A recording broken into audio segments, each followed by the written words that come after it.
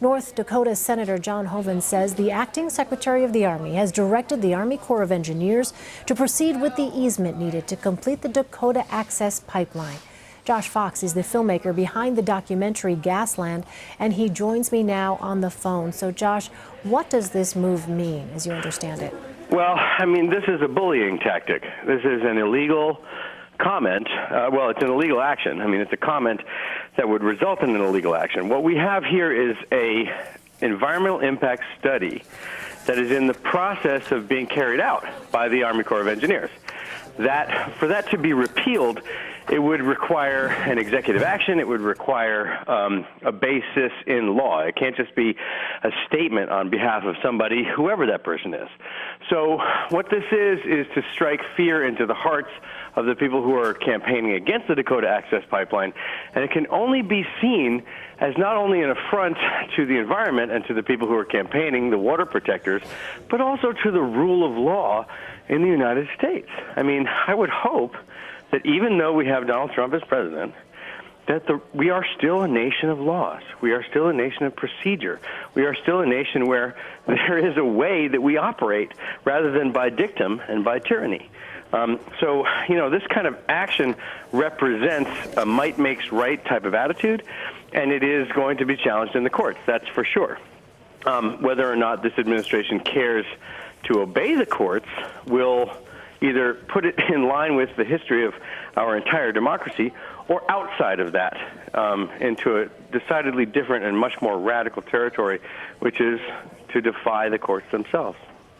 As I look at the statement here from North Dakota Senator John Hoeven, it says that the statement was issued after speaking today with Vice President Pence and Acting Secretary of the Army Robert Speer.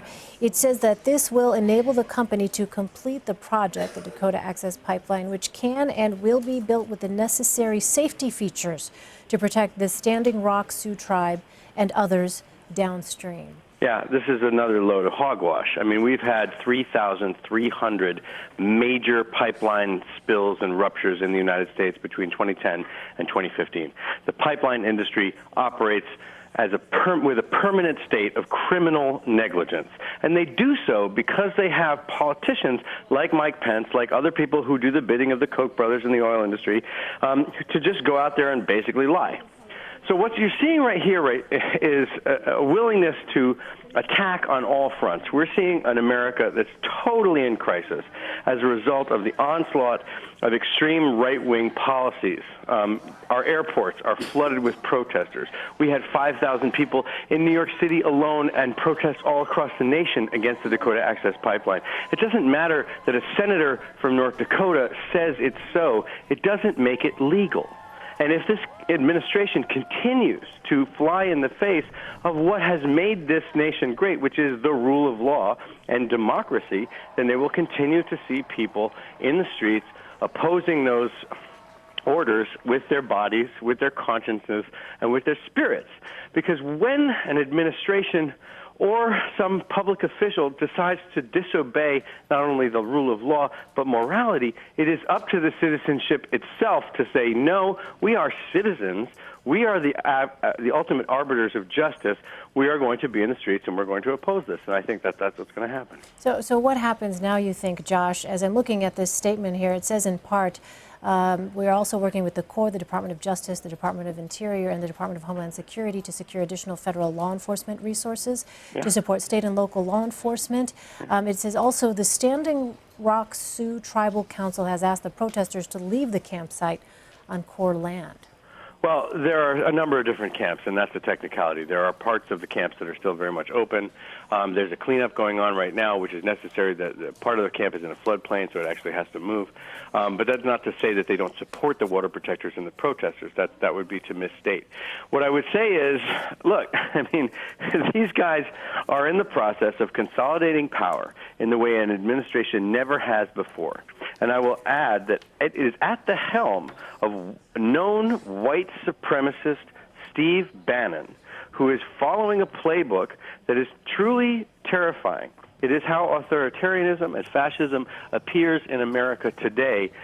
in the consolidation of these powers. We have the Department of Homeland Security. You have, the National Security Council now, with a very small group of people who seek to wield all authority in the United States. That is not the way this country runs. It is up to us as citizens to oppose those kinds of things, whether it's the ban on Muslims, which again is also illegal, if not immoral, without question racist. And it is the same question here with indigenous sovereignty. You cannot just bulldoze a nation like the Standing Rock Sioux Tribe and say, oh, any oil company, whether they're transporting foreign or American oil, it doesn't matter, for export, for domestic use, we're just going to bulldoze through their water supply. These people have a real point. They're saying we don't want a leaky oil pipeline underneath our only source of water, the Missouri River, which also, by the way, provides water to 18 million people.